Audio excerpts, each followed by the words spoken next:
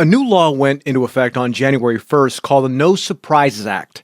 It can protect people who need emergency care from owing huge medical bills. But what if there's a dispute about whether the care was an emergency? Already we're seeing that loopholes remain.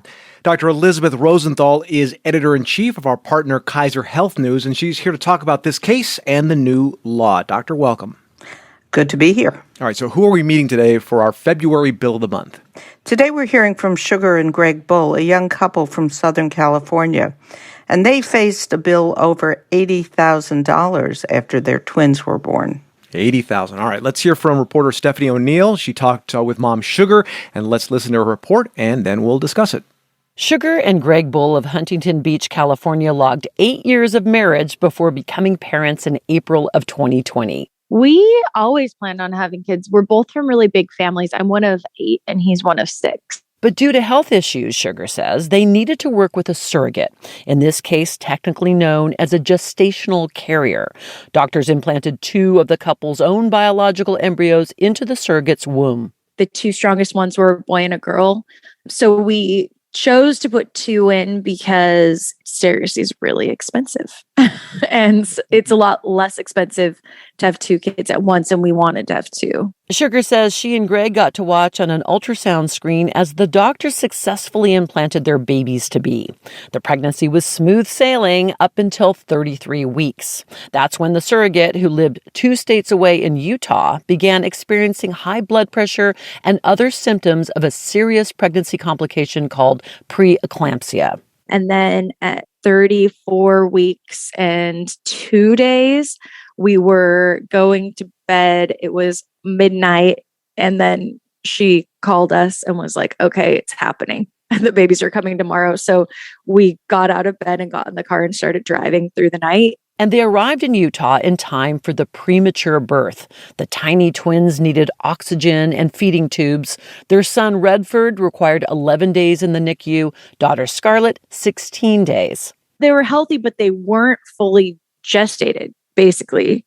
So they needed to continue to grow and develop before they left or could survive on their own. But when it came time for their insurance carrier, Cigna, to pay for the twins' care, the company refused most of it, claiming in part that the baby's hospital stay wasn't medically necessary. I was like, well, our babies couldn't survive on their own. They couldn't breathe. They couldn't eat. We couldn't have even taken them if we wanted to, because the hospital said that they could not leave. For 15 months, Sugar exhausted herself trying to correct, to no avail, what she thought was a billing error of more than $80,000, all the while juggling a new life with twins and running her interior design company. And I really don't have time to be calling the insurance in the hospital and going back and forth at all. Each call got her a different story. The hospital didn't submit the paperwork correctly, or they didn't bill the treatment right. Sugar and Greg Bull appealed the issue with no resolution. I just still felt like there's no way that we're paying this. And then they sent us to collections. To preserve their credit, the Bulls set up a payment plan and began searching other ways to get help for the bill that insurance should have covered. For NPR News, I'm Stephanie O'Neill. Okay, Dr. Elizabeth Rosenthal is back here to help us understand. Now, the Bulls had a special circumstance with their twins. They were born via surrogate in another state. How had they prepared for that? Well, they knew the babies would be born at an out-of-network hospital, and they were expecting to be billed their family out-of-pocket maximum. That's about $10,000, but of course, what they got was much more.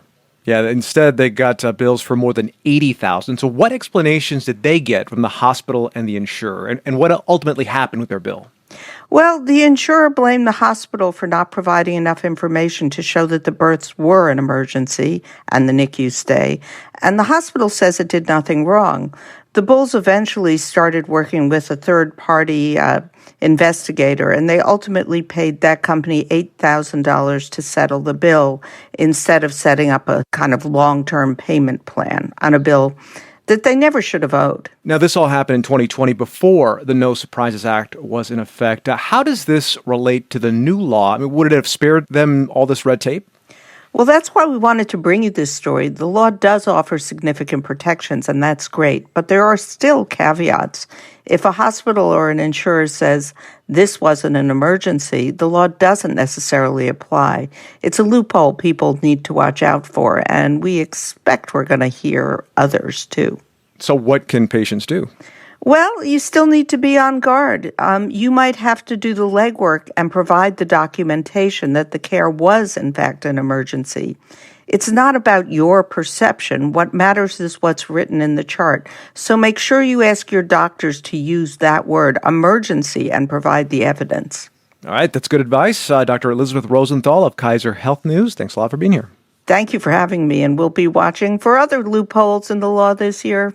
Absolutely. Now, if you have a confusing or outrageous medical bill, please go to NPR's Shots blog and tell us all about it.